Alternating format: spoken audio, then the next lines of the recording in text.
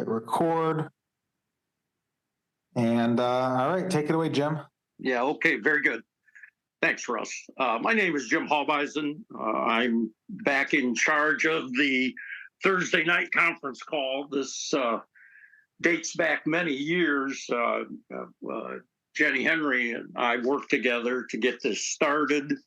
And boy, I'd have to look to see how many years ago it was. We tried several different things.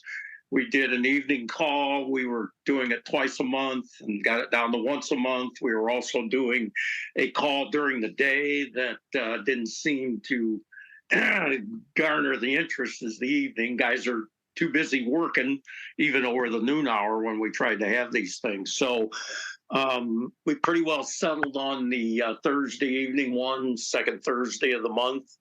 And we've kind of whittled that down to during the winter season, during the summer, guys are farming up till, dusk or even overnight. So that doesn't work very well. So this is kind of what we settled on. And Zach Smith was kind of running the call, and I inherited the call back again. And what I want to do is make sure that I don't dominate this thing so you guys get tired of listening to me. So I want to bring in Chris Coles and James Schlitz that are going to help me with this. And then what we're doing is following the calendar. The pictures, when you get a grower's calendar, all of those pictures come from our customers. This is something that years ago with Joe Henry, we decided was very, very important to display our people. These advertising firms, they got what the perfect picture is, and we weren't interested in that. We really wanted people to see our people. And so we kind of adopted that when we do the call. We try to get those guys, if they've got time, to come on and chat a little bit about their operations and how they view the growers program, so that guys that are looking at us for the first time get an idea of what other guys are doing. And then those of us that are farming, we talk about our operations also. And I'll do a little bit of that. But Chris Coles is supposedly running all over the countryside. And I see Chris has got himself unmuted. And I asked Chris to talk a little bit about where he was this week and the guys he was with, if they've got a little time to discuss their area of the country. That gives you a little bit of variety so that you're not listening to me all the time. And then James will come on later and discuss what he's up to and some of the things he's seeing. Then we'll get into current events and kind of talk about that. So if you are interested in the guys that are chatting, go ahead and unmute yourselves, raise your hand, whatever you can do to get Russ's attention. And then we'll try to get those questions in and have those guys respond to the question for you. So, Chris, are you out there? I am, Jim. Can you hear me? Can you hear me all right? Oh, yeah. Sound loud and clear, man. So I'll turn it over to Chris, and he'll chat about what he's up to and what he was doing this week. All right. Well, good evening, everyone. Thanks for joining us tonight. I'm Chris Coles. I'm the National Sales Manager at Growers. This week, I was down in Southeast Georgia, down by the Florida border, with our newest district managers in Growers, Bob and Jesse Merck. Was visiting with them, and we went and saw a few customers. Really saw an interesting blueberry operation. They were struggling with soft berries, and I think it was an interesting call, a great opportunity.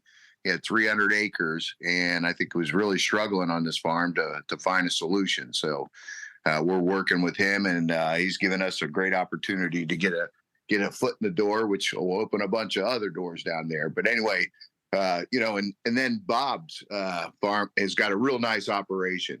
He's got a vegetable stand there, primarily a strawberry and other vegetables that he grows on his farm. And he's got quite an operation there. And he's working with his son, Jesse. So it was a great visit with them.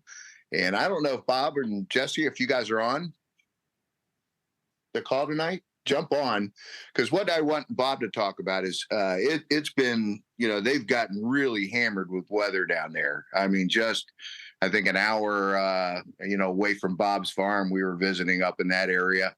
And the hurricanes just devastated the area. I mean, it's just something really to see. You just don't appreciate the damage that those type of storms can do until you actually get down there and see the trees just laying down flat like somebody mowed them down. But it was very interesting, and how they get, have something like that happen and still have optimism moving forward. It's quite a sight to see. And that's what's really rewarding about traveling the country, Jim, and everyone else out there is, when you go down and see some of the tragedies and the dry weather that I've seen, especially in Southern Virginia when I was a couple of weeks ago, extremely dry up there. But, the growers guys always seem to be optimistic. They don't get down on it. They know Mother Nature may have handed them a bad card this year, but there's always next year, and they're always optimistic, and they tend to, salvage something out of the year always, because, that growers program can do some amazing stuff. But anyway, Bob, are you on? Yeah, I'm here. Can you hear me? Yeah. Bob, how you doing? Doing good. How are you? Good. I made it home, so safe and sound. A lot of rain on the way home though, so that was good.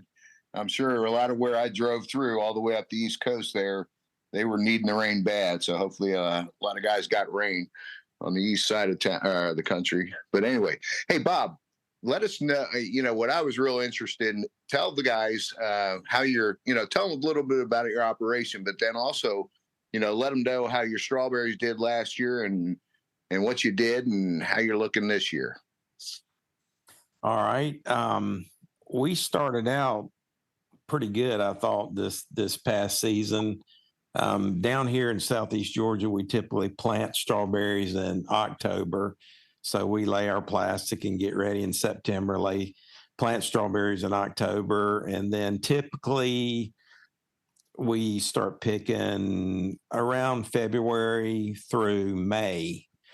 And this year we started picking about February. Everything was looking pretty good. And then all of a sudden we started noticing some plants dying in certain areas, and then just one after the next. And it's like, what in the world's going on? And I was foliar feeding growers, fertigating with growers, and I'm spraying probably the best fungicide program I've ever sprayed, 5 or 6 different fungicides once a week, and thought I was doing everything right. But as it turns out, we had enough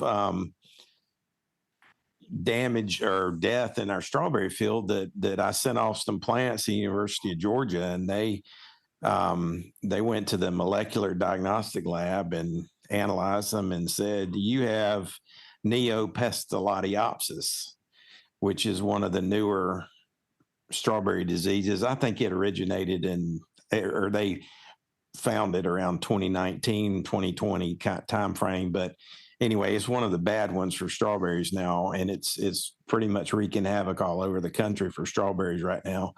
And so they said, you have it, but there's a newer aggressive strain that we can't test for. So they sent the plants to University of Florida, and they confirmed we had the newest, most aggressive strain of it in our field. So we were the first confirmed case in Georgia. So not a good thing to be lucky with, but it's the way it worked out. And so we plucked all of our plants out of the ground and took them to the landfill. So we opened 3 times for picking, and the strawberries tasted great, probably some of the best we've ever had. But anyway, to try to save our field, and hopefully not get spores in the ground or whatever, we plucked every strawberry plant out. So that was a total loss for strawberries for this past season. So of course we were doing a lot of research and everything, but our county agent actually recommended we didn't plant strawberries for a few years after that, to give it, just to wait until the strawberry community figures this out. But anyway, that's we chose not to. So this time, instead of getting plants from Prince Edward Island, we got them from California. This time, which one of our friends that we actually visited when Chris was here this week, about 2 hours from here, he had an amazing year with strawberry plants from California. So we ordered from there, and they're in the ground. Everything's looking really good. I mean, they in like a month's time, these were cutoffs, but they are rocking good right now. We're pushing about 3 gallons of growers per acre per week, and it's working. So I'm not changing it. It looks good. We've had a little bit. We picked a couple plants out that didn't look good today, but I don't know. They really weren't rooted in good, so it maybe, I don't think there's much to it. But Jesse found a plant out there today. We got blooms all over the field, and this is November, and little berries forming because it's been really warm here. And he found a plant today that had 14 little strawberries on it, one plant. And so it's kind of like, oh man, it's too early for this. But if the weather stays like this, we may be picking some strawberries in December, 2 months early. But it's crazy. This has been the craziest year. Our vegetables didn't do as good this year, but we started out wet, we got dry, and then the water really turned on. And we got from July for about 2.5 months, we got between 40 and 50 inches of rain. So we're way over 70 inches down here for the year. And I know Jim Hallbeisen he told me earlier in the year, he would love to have some of those 40 inches up there. but anyway, you can't, it is what it is, and you got to run with it. But we're staying optimistic. We're going to keep pursuing it and do the best we can. Hey, thanks, Bob. That was great. And I know it was a tough year for you last year. And I remember talking to you after you found out about your strawberry issue last year. And you guys, got right back up on the saddle. And his fields do look great. And, also the customer, his name was Bill Matthews, I think. Yep, that's right. He got the same type of plants, and they planted relatively I think within a week of each other. And his field looked great too. And I'll tell you what, he had the hurricane came right next to his field. And, I didn't see it before, but, Bob was telling me about that. It wasn't a field next to him. It was a forest of trees, and it was totally level. There wasn't one tree left. The guy said, that the hurricane just came there and mowed it right down like it was mowing, with a lawnmower. And Bob said it was really, it used to be a full forest there where you couldn't even see the strawberry field from the road, but now you can. So, well, yeah. Hey, Bob, had a good week with you. Appreciate it. And good luck with the, let's, touch base tomorrow on that blueberry guy. Sounds good. Thank you. Yeah. Thanks, Bob. Well, Jim, that's about all I got tonight. Hey, very good, Chris. I appreciate it. Fine job. Hey, Thanks. Good luck down there, Bob. Mother Nature's got her own agenda, so you just got to roll with the punches.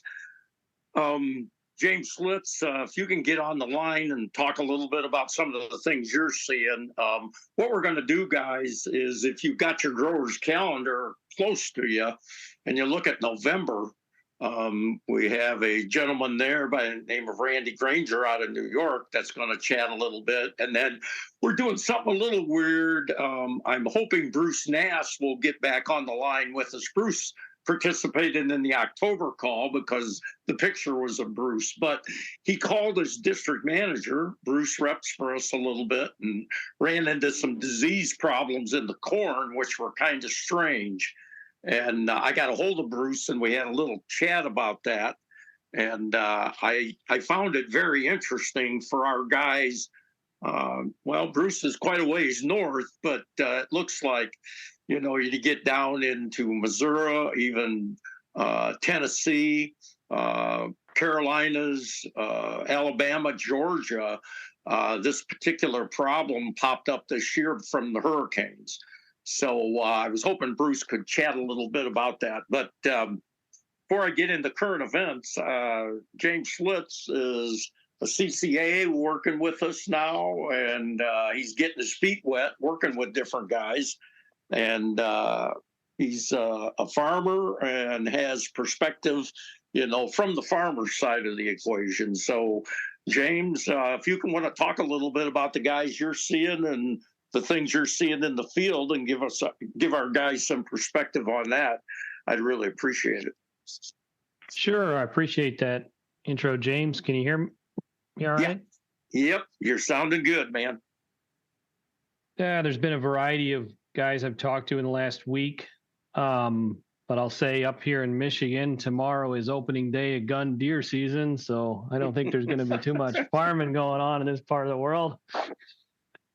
But so we wish them luck with that. But a little bit ago, I talked to a cotton grower we have down there in northern Alabama, and that's certainly not in my regular wheelhouse. So I've been educating myself a lot on cotton. But same basic fundamentals in the crop, maintaining the good calcium levels are really helping cell wall strength and quality as that crop finishes out. That grower did do some applications at bloom with foliar feeding of growers and was quite happy with that. He was telling me his numbers quality wise and yield, and they were good to excellent for sure. Had another grower in the west side of Michigan that last week, Todd James and I went to see a blueberry grower, about 200 acres of blueberries. And same there, using calcium, but I think we need to just keep reminding guys to keep calcium levels up. Our counterparts in the industry are not pushing those rates, and it makes all the difference to improve quality. Again, foliar feeding about every 2 weeks with growers. In that case, on blueberries has been proving pretty well. Another discussion as well recently with a prospective customer about planter equipment. He's buying a new corn planter. They do quite a bit of custom farming, and we went through various equipment features, hydraulic pumps, electric pumps, hardware to put it in furrow or 2x2. I mean, there's a lot of options in the industry.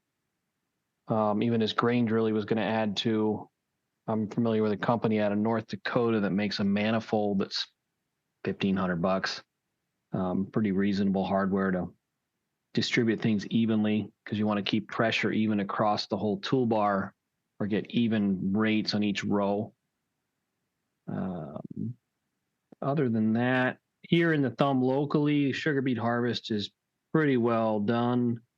Right outside of town here near me, the carrots and onions are 95% out of the ground and in storage. And then I see some of the local apple operations are just cleaning up, and most of that's just cider apples now coming off the ground. So we're just about wrapped up for the year with harvest here. Just again to reiterate, the more I talk to people, the more we just got to keep reinforcing calcium because that just supports our program so well. The standard rates in the industry on an average soil type are 2 tons of lime every few years. And that's really not supplying enough soluble calcium to keep those plants hardy and healthy. Other than that, not much new. There's a lot of territory being Ontario next week with some vegetable growers and other farmers as well. But we've got an annual meeting coming up. Looking forward to meeting you all and doing what I can to help you.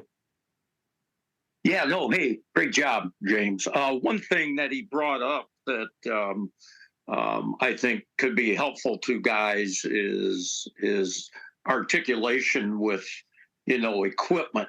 And, these young guys are, much more adept at that than I am.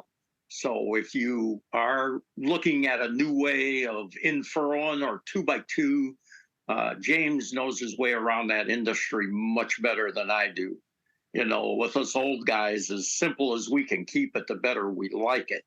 And sometimes there's better ways to do it. So he can really help you with that. So you just go through the company and get a hold of him, and eventually make the contact, and he can help you with those kind of things, because that's totally different. The industry when we got started with growers, and even the years when I started full time in the 90s, things were pretty simplistic. And that's really changed as more and more people are looking at in-furrow and the 2x2 things that we're talking about. Your next grower solution, I've got an article in there that backs the calendar picture that we had this year on the 2x2. And old growers, guys that are putting in-furrow and 2x2 in it, they're pretty happy. And we've actually got some guys that started out in the 2x2 position, which we feel is not as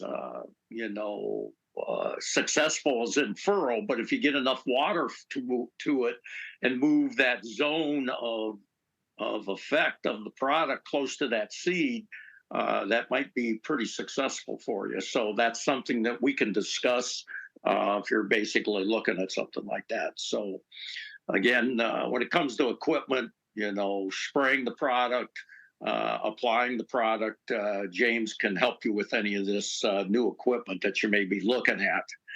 Before I get down to the bottom of the hour and talk to the guys from New York, there's a few things in the current events that I just wanted to kind of talk a little bit about. The big thing to me is the market. When this election came along, basically with Trump winning the election and the stock market took off quite significantly, they hammered away on the grain market right away on Wednesday morning. But by the end of the day, the market had come back almost to where it started from. And then from there, we were going into the WASDE report on Friday. And it just kept picking up a little steam each day. And then the report, which, the prognosticators didn't declare bullish. But again, some of their numbers really helped with the market. And we had a real nice push on both corn and beans. Beans in particular, as some of the canola oils and the palm oils caught fire. Well, that happened on Friday. And then on Monday, we started out in the overnight trade Sunday pretty decent, but then it kind of lost traction, and it's been losing traction ever since. Of the gains that we had going into the report or after the report, we pretty well lost at this point. We had a pretty good hammer today. So again, that's something that we've got to look at. There's a lot of discussion about the tariffs that Trump is going to initiate, particularly against China. And, the whole industry, as far as the prognosticators are concerned, all centers on Brazil because of the amount of soybeans that they are exporting, and that China has made a definite case to go to Brazil because of, the conflict that they're going to see with the U.S. So again, that's something that our sales force has got to be aware of. To let our customers know exactly what's happening out there. And this is, created quite a problem as far as marketing is concerned. There's a lot of information or a lot of chatter on the mainstream agricultural media about guys have got to cut costs. There's a lot of banking discussions out there that the bankers are getting a little concerned about overextension in agriculture, and that they're going to have to implement new rules on some of this stuff. And even Ken Ferry from Farm Journals jumped into this, talking about, reducing costs by reducing fertilizer applications.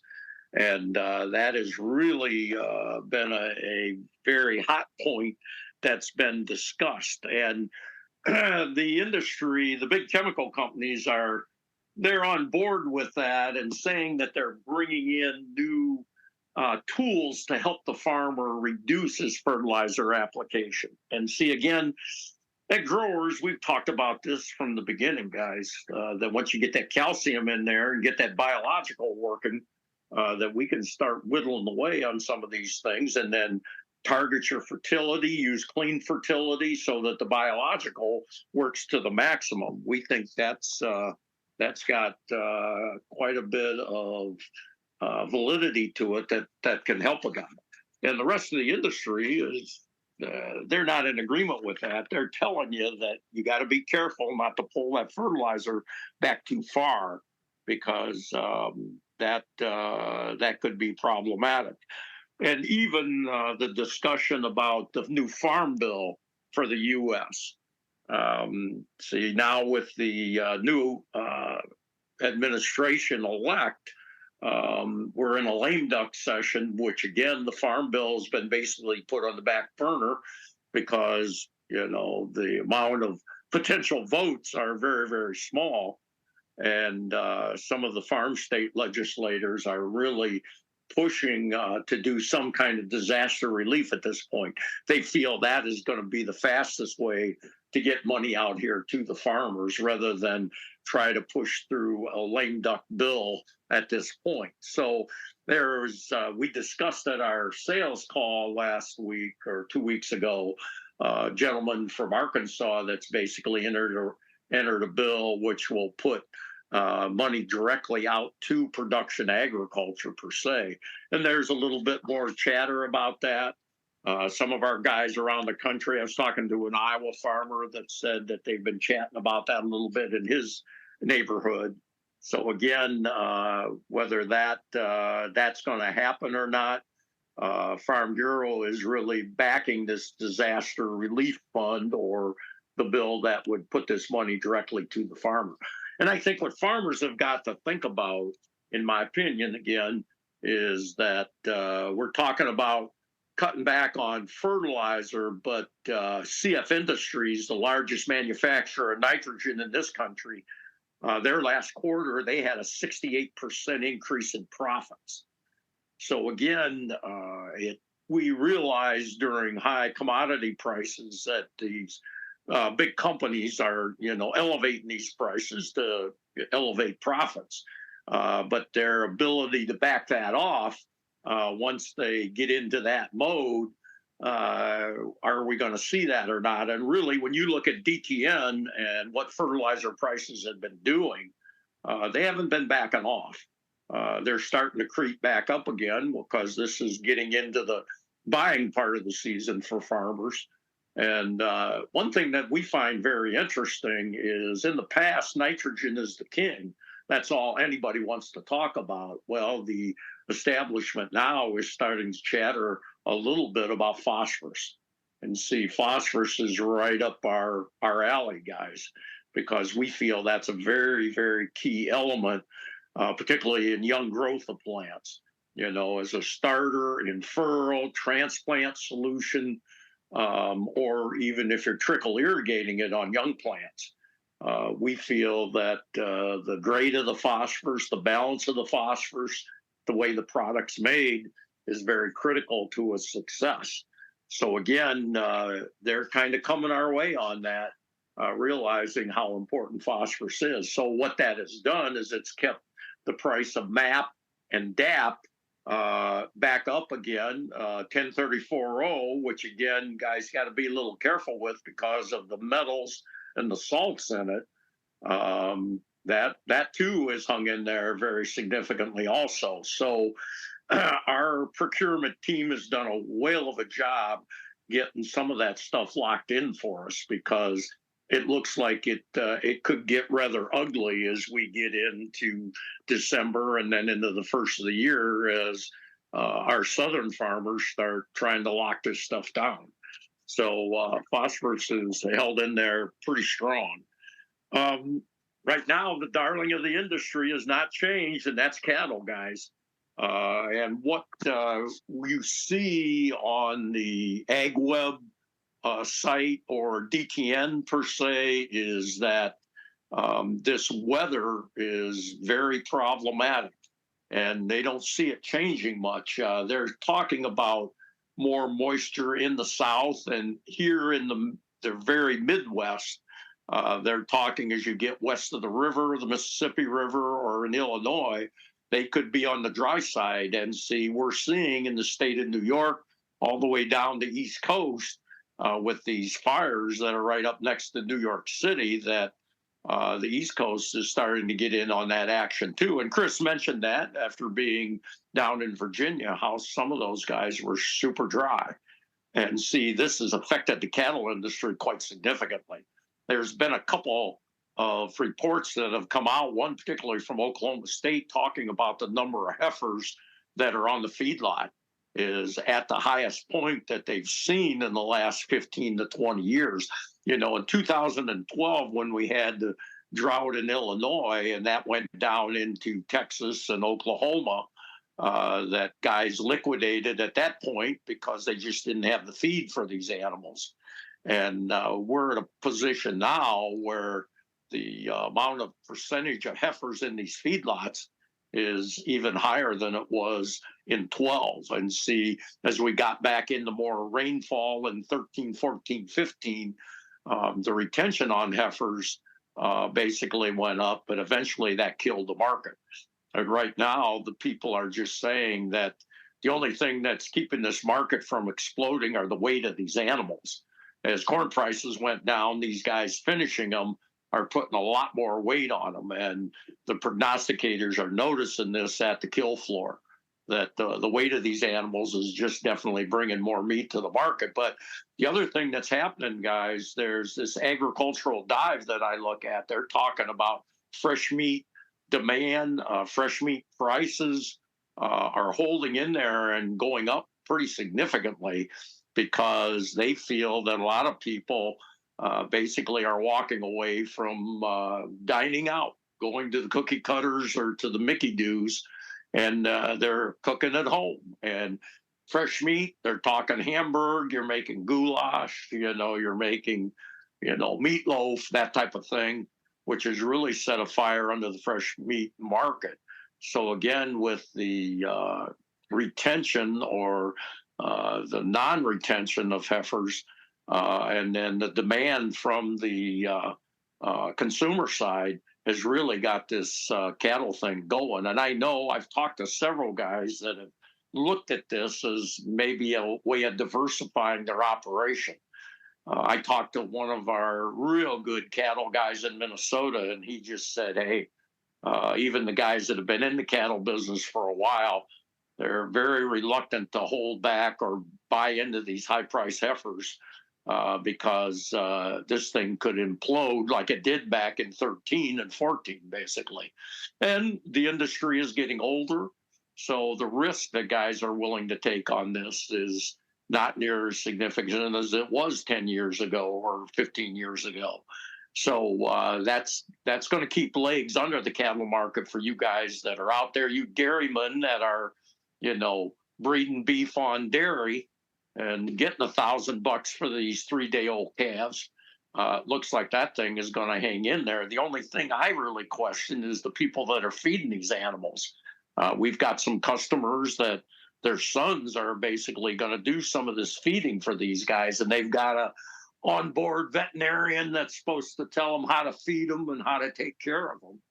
And that's going to be a real challenge. So we'll see how that thing progresses. The only thing I'll say is, if you're looking at that type of thing where you're feeding these young calves, man, you can't get a more stressed animal, in my opinion. And trying to get them on decent feed, they're using milk replacer to try to make that transition happen. But again, that's going to be a real challenge. Couple other things in the cattle business is the electronic tags. I talked to Scotty MacGyver about that. Scotty sells breeding animals, and they've been dealing with that since 14. And if you've got an animal that's going out of state, you're supposed to have the electronic ear tag in that is visible, visually, and plus the electronics work on it too. And Scott says, yeah, that's the way it's supposed to work. Whether it's working that way or not, you guys that are going to be rookies in the business, you're going to have to take a look at that and see if you have to get involved with that. Another thing that came out, it's called Enogen corn, Enogen corn. This is a corn bred by Syngenta that Mickey D's or McDonald's Corporation is paying farmers to use this particular corn in their feedlot. Now, they didn't talk about it, but supposedly it affects the flatulation of these animals so that we don't get that gas off into the atmosphere and cause the global warming problem. They're also saying the sugars that are present in this particular corn are processed better by the rumen biology. But the reward for it, as far as I can figure out, is it's kind of peanuts, really. So again, if guys are interested in that, I'd say just Google that Enogen, and basically that'll give you the data. And if you got a Syngenta rep, he should be able to chat about that and tell you, if it's available and you have access to it. And I assume guys are raising it this year. So again, that's just something that you'll have to pursue. Okay, so at that point, I think I've covered a lot of current events, and the guys that from New York, I see Bruce got in here a little bit later, and I think you're still out there, Bruce. If you can unmute yourself, I'd like to have you chat a little bit, about this corn stunt disease and basically what you learned about it, and kind of educate us a little bit. Bruce did an excellent job last week, and I have to apologize to Bruce to drag him in here again, but we got a track record. We've been around each other for a while, so I got to call in some markers. But just kind of tell guys what happened to you, Bruce. And it was kind of a, get your attention kind of deal. So are you there, Bruce? I see you're unmuted, so we should be able to hear you, but I'm not getting you at this point.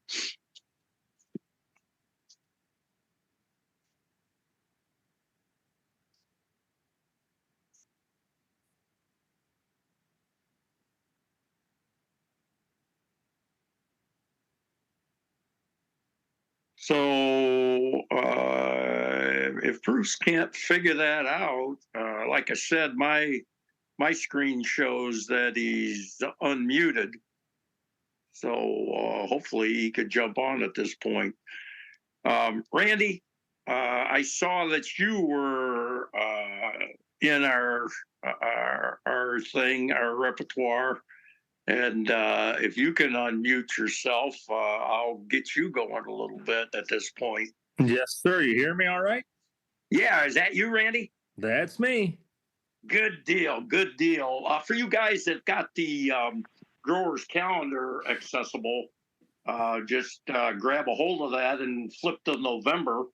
And that's Randy's picture, and I'll let him introduce himself and tell you a little bit about his operation. We did Chris Coles did a real nice job on an article on Randy a couple of years ago, and that picture was a very nice picture. That's why we decided to use it in the calendar. And by the way, Randy will be back next year at this time because we got a sign that he's got tacked up at his farm talking about a lot of oxygen coming out of his Christmas trees.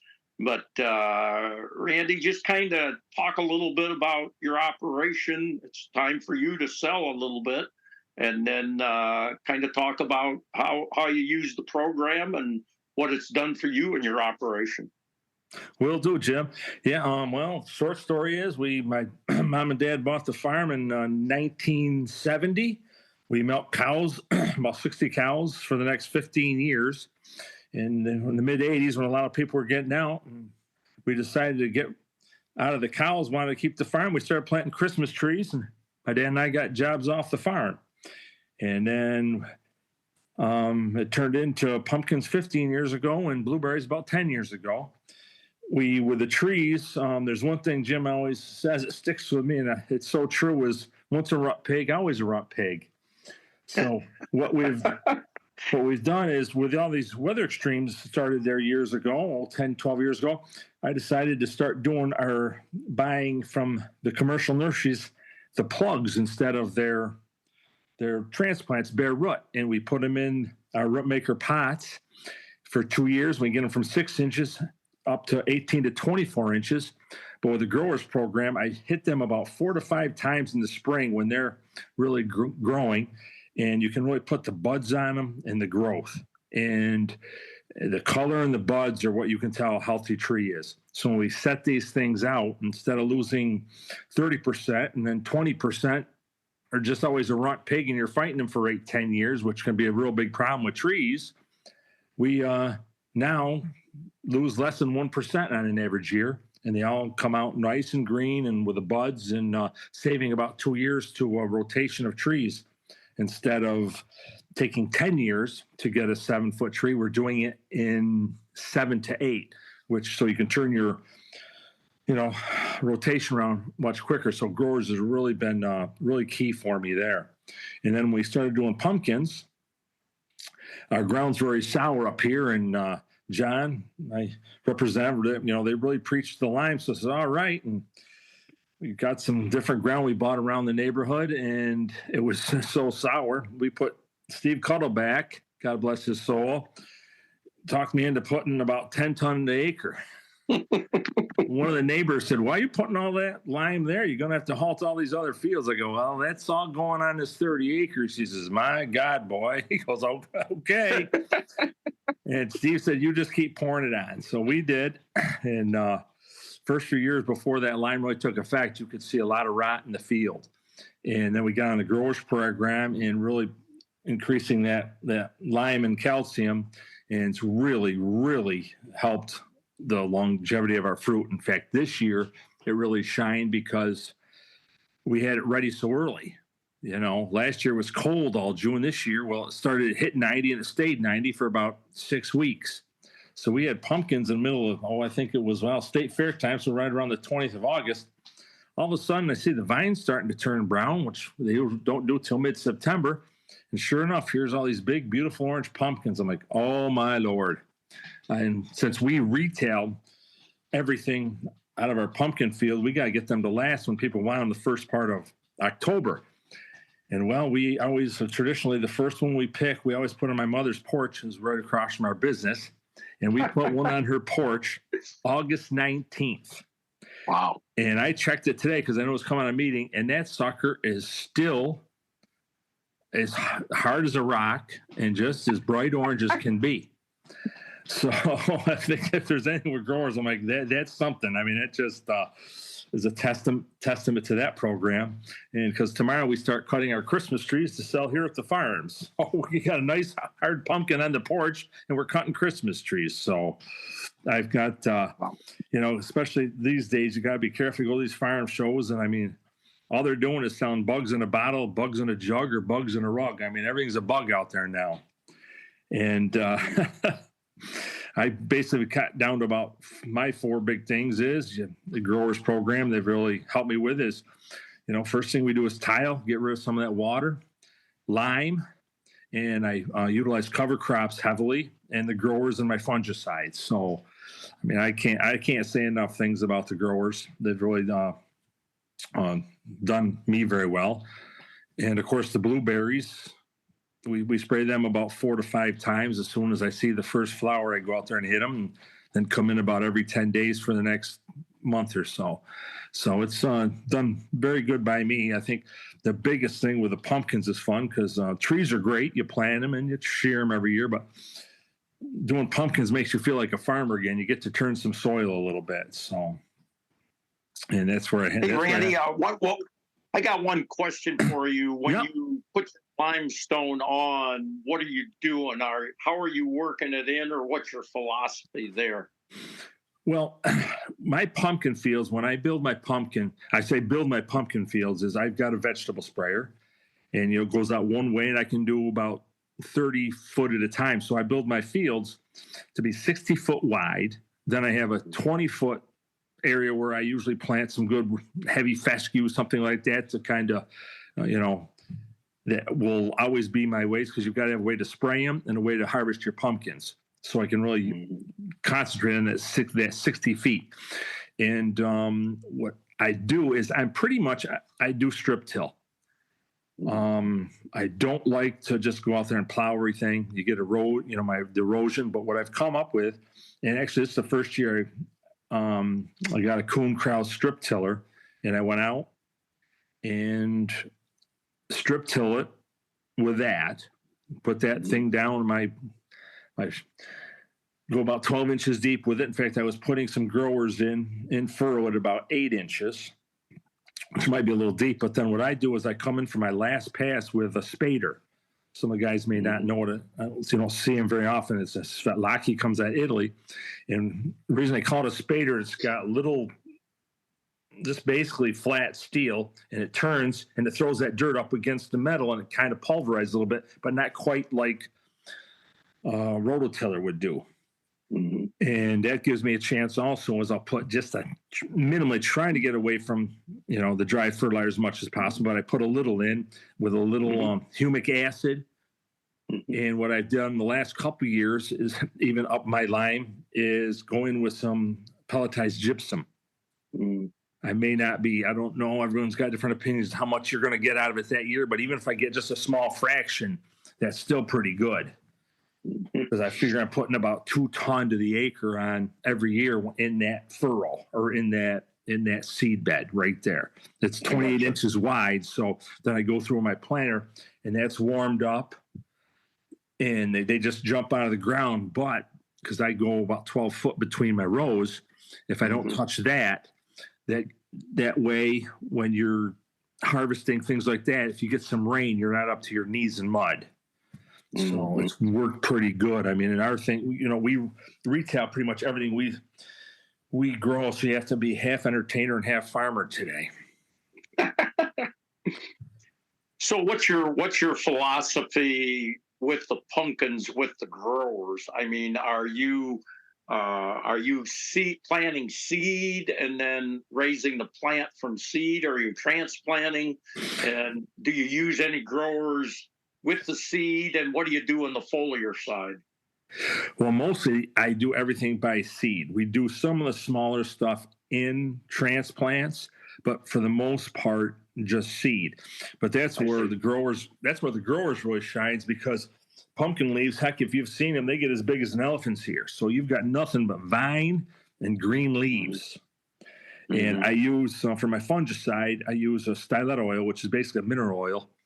And it's nice. It kind of covers that. It kills any fungicide on contact, and it really grows really nice with the growers. So I'm out there anywhere from every 7 to 10 days spraying, after 6 o'clock, and I've got a 400-gallon sprayer, and I can do about 5 acres. So about every night, because I'm running around 30 acres of pumpkins. So about every night I'm out there spraying in the summertime. So we used to have to be home at night if we went to the beach or something once in a while to milk the cows. Now I got to be back to spray the pumpkins.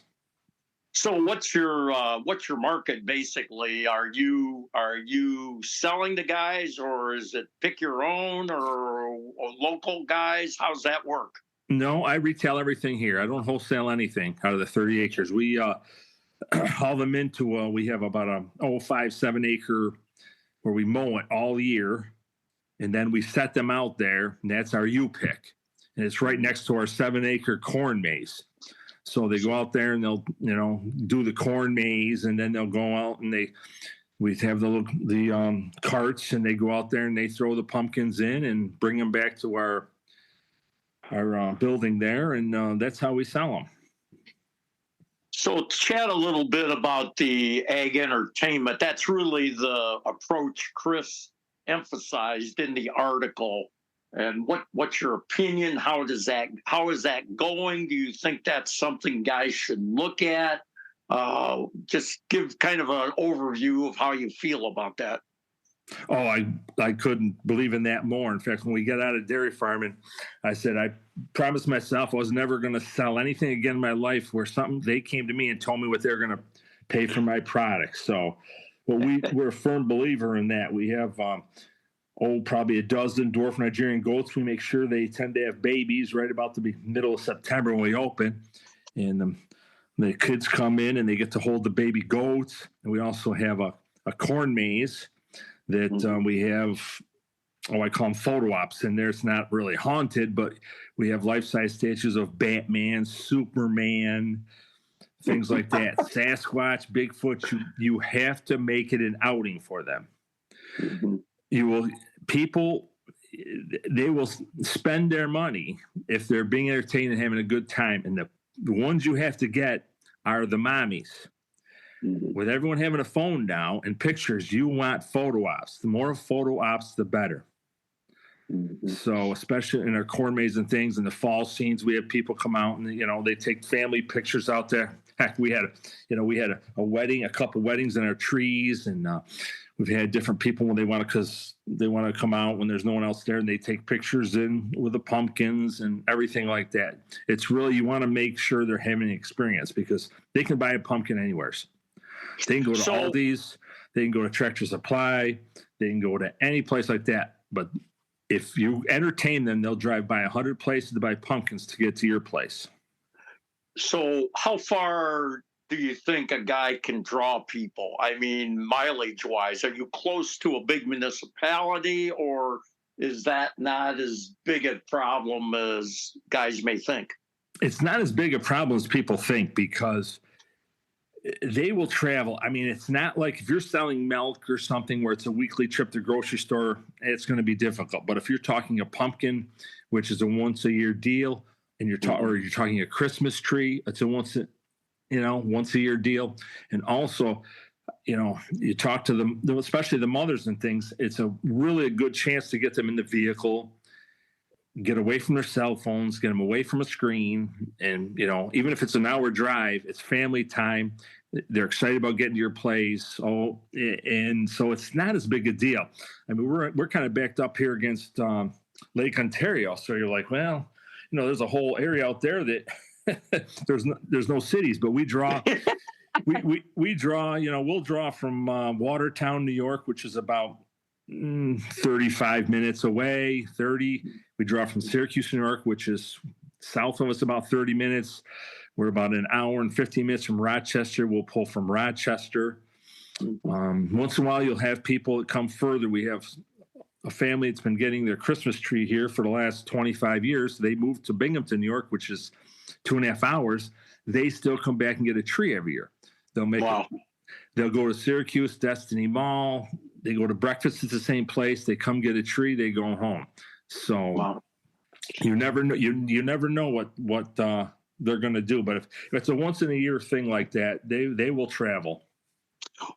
From your perspective, Randy, what is the most difficult negative that a guy would have to deal with Ag Entertainment, in your opinion? The downside. Well, there's a cost to it. I mean, you're going to we've got probably $40,000 in props in our corn maze. Now it's just like anything else. I mean, long term, we've had props, hand paint. We've got our first thing we ever got was a hand painted Frankenstein fiberglass. He was $1,200 when we first got him.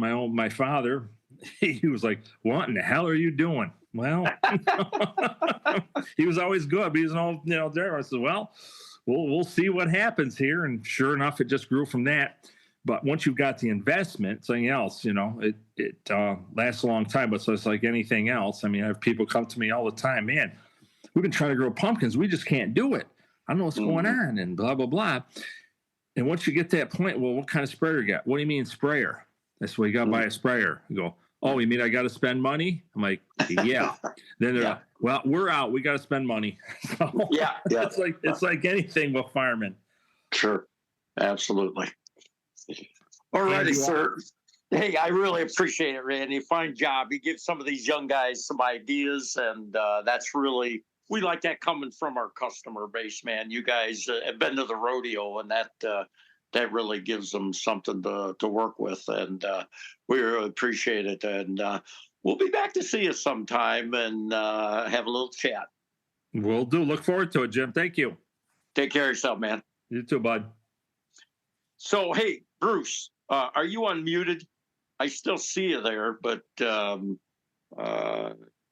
never heard you.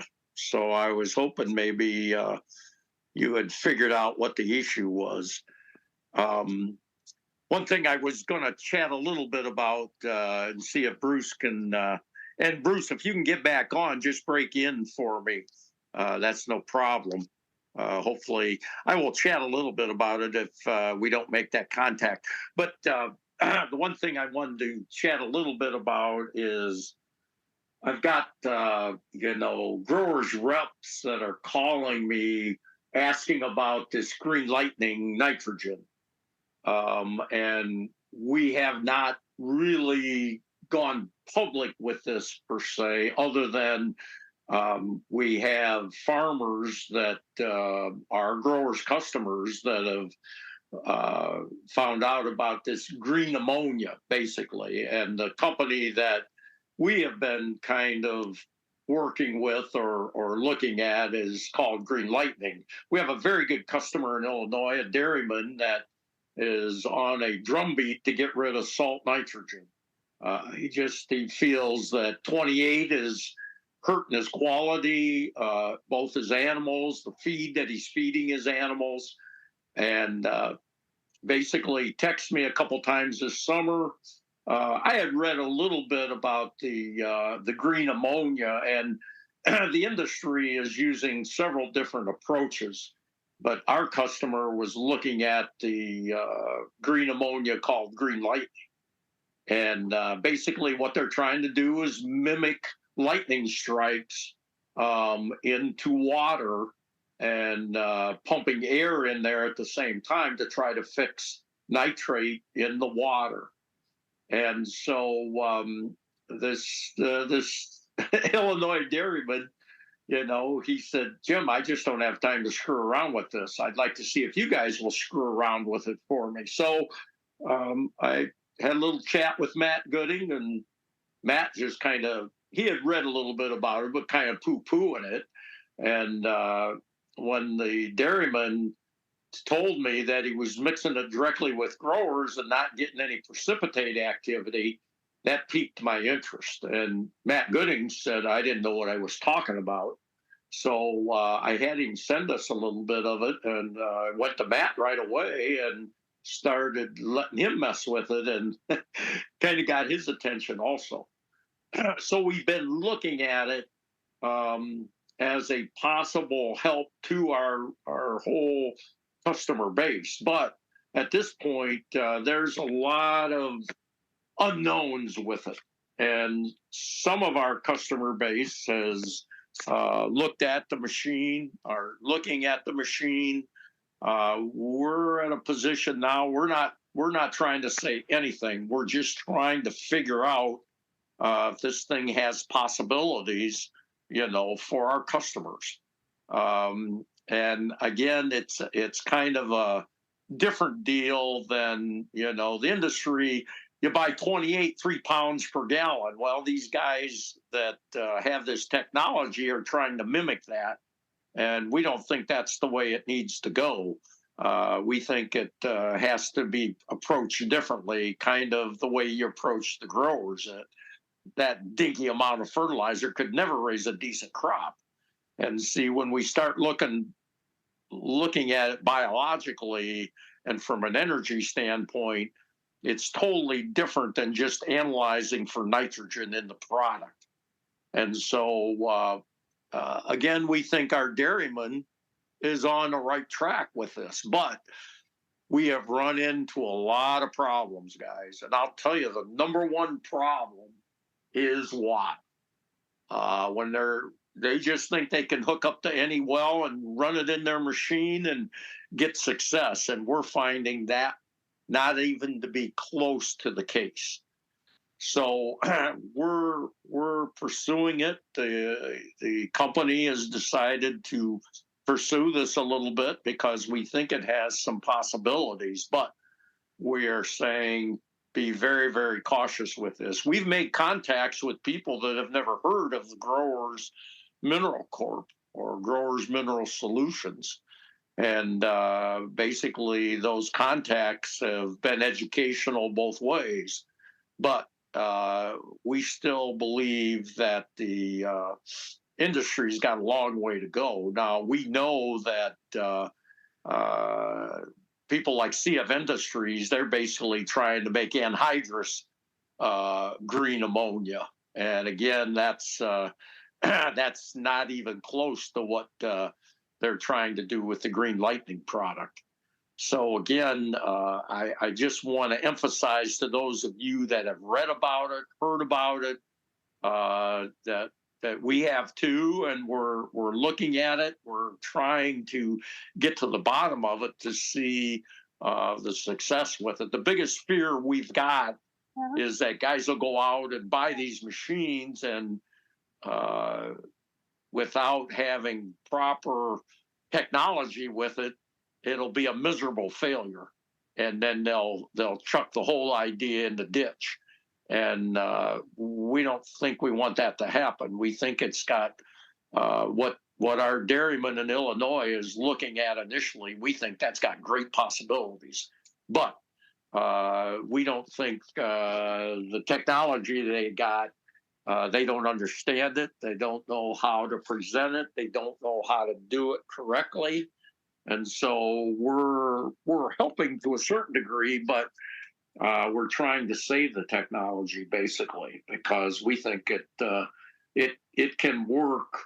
And a couple things, it could be very good environmentally. It'll be a very good selling point to the climate people. But again, we think we can help our farmers from a cost perspective using something that is successful where we just don't have to pile the pounds on, so that CF Industries has a 68% increase in their profitability from selling pounds. So at that point, talk to our DMs. We've been educating them. They're interacting with our research guy and with myself and with James and Chris. So if you have interest in that, just at this point, we don't want guys getting out there without really knowing what's going on, and the money isn't flowing in agriculture right now. So let's get this thing a little under control so that if we do get to where we can work with it, it can really help us and do the job correctly. And the people that got the technology, they just don't understand agriculture, or they don't understand it the way we at Growers understand it and the way we have built business over the years. Everybody's out for the big home run, when they're looking at people like Gates and Bezos. We want to hit the home run right away. And for what we're trying to do, that approach is not, we don't think, going to be successful for our clientele. So, Bruce, one last time, have I got you? What happened to Bruce is he was shelling corn in a farm. I think they said it's about 140 acres. He had 70 acres of corn. And all of a sudden, the combine went quiet on him. And what they found was a bacterial disease that got brought up with the different hurricanes that came out of the south, bringing a leafhopper with it. And the leafhopper has the bacteria in the digestive system, so that when the leafhopper is biting the corn, it's basically transferring the bacterium into the corn. And Bruce said the field looked fine, and then it started getting weird colors, and then it started to dehydrate. And he said his wife does all the combine, and then he got over there, got her going, and he said he didn't get home, and he got a call on the cell phone, and his wife says, "You better get over here. We got a big problem." And what it's turned out is that there's various areas. Bruce is close to Buffalo. There's various areas where this leafhopper was brought up by the hurricane. It is more prevalent in the south, and again, this is something that I think was very important because right away the co-ops would be telling Bruce, "Well, you ain't got enough fertilizer, you ain't got enough nitrogen on that corn."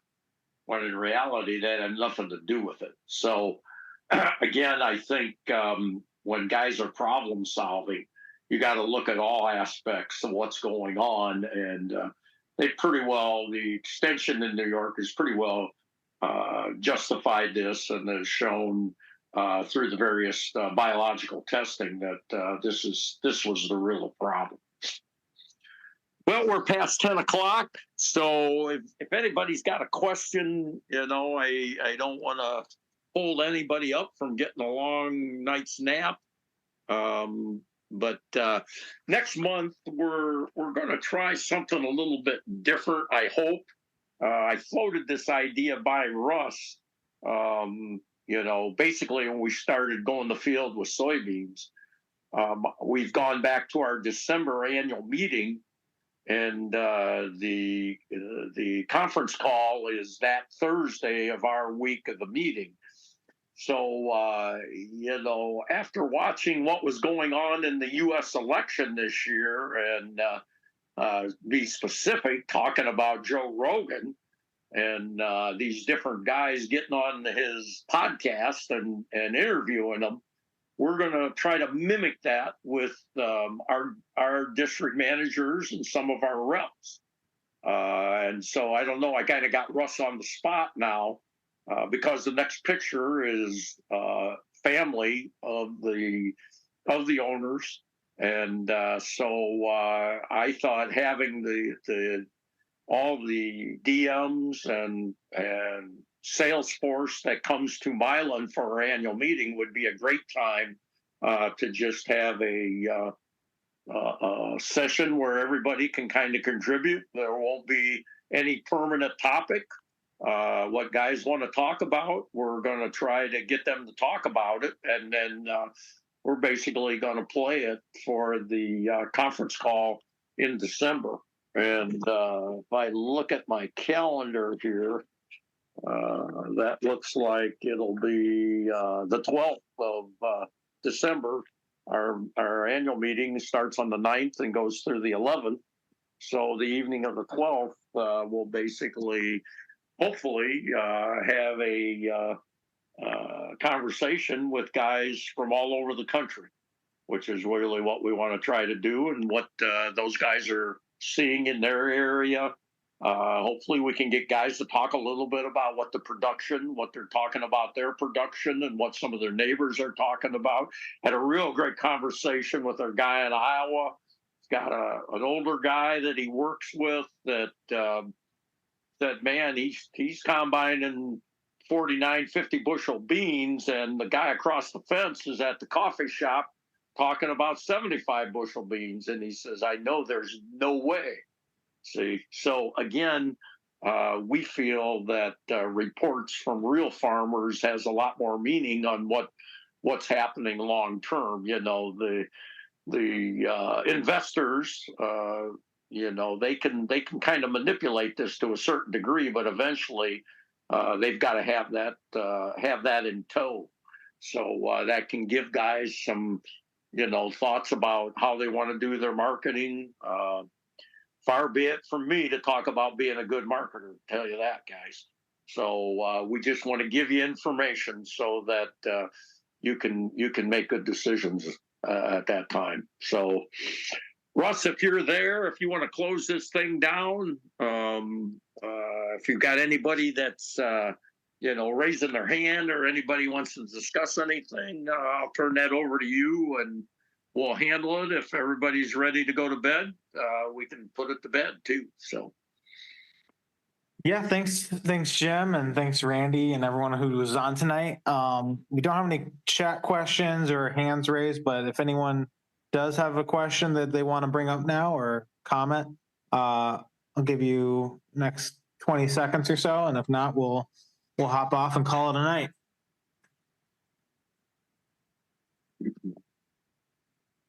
All right, doesn't look like it. Well, as Jim said, the next one is going to be in December, and we hope to see you guys then. So take care. Bye.